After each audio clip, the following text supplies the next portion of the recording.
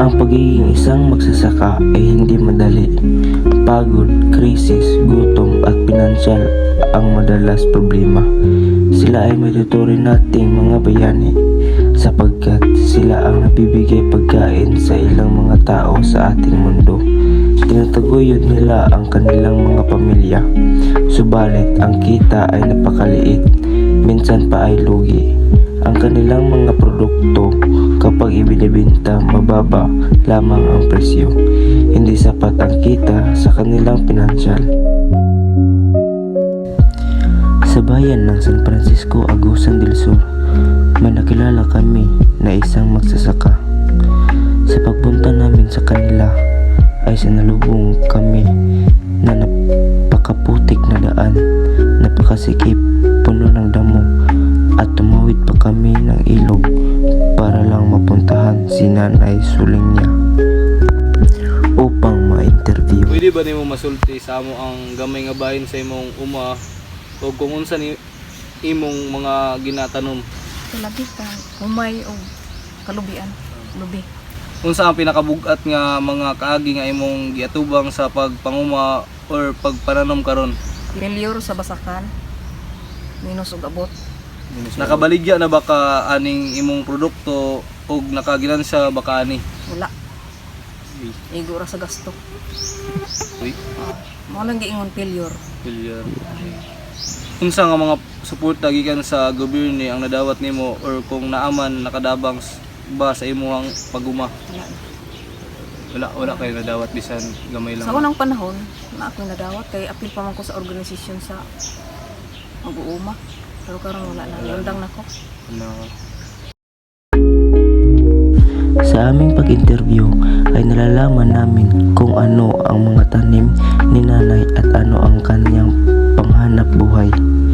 Niyog at palayan ang kanyang tanim, subalit ito ay lugi at halos failure dahil sa mga bilihin na mataas ang presyo, kabilang rito ang abono at buto ng kanyang pananim.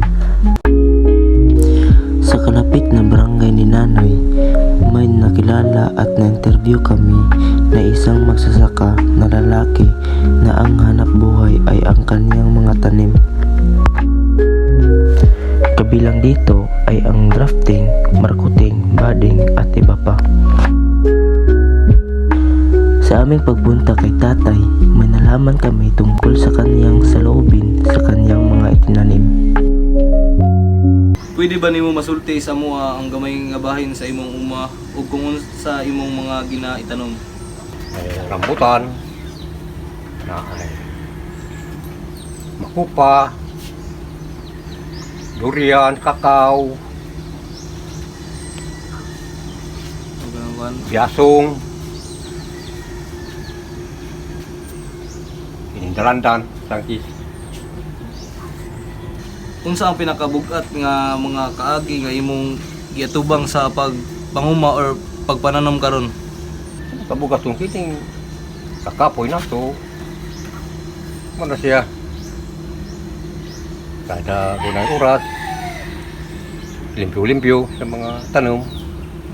Mana? Wala ko rin mana doon kaya sabay-sabay na bang itayanin ko sa panggobyerno. Pero yung presyo dito. Pero man, wala itong problema. Kaya mo naman yun eh. Inabang po to. Napo din na bang kinagmay. Abang sa inabang nga imong gusto kang madawat bali sa gobyerno. Bisa mo sagol basta gikan sa gobyerno na hinabang, akong dawaton kung yatag. Oh. Di ba kung mangayo? Nani? Mga tatag na. Kung muatag, dawatag kay grasya na ko.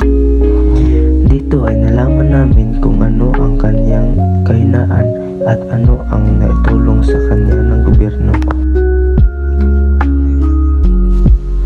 Sa aming pag-interview ay may kanya-kanyang mga mabigat na saloobin ang mga magsasaka, halos failure at minsan pa ay lugi ang kanilang mga puhunan nang dahil sa mga bilihin na mataas ang presyo, kabilang dito ay ang mga abono.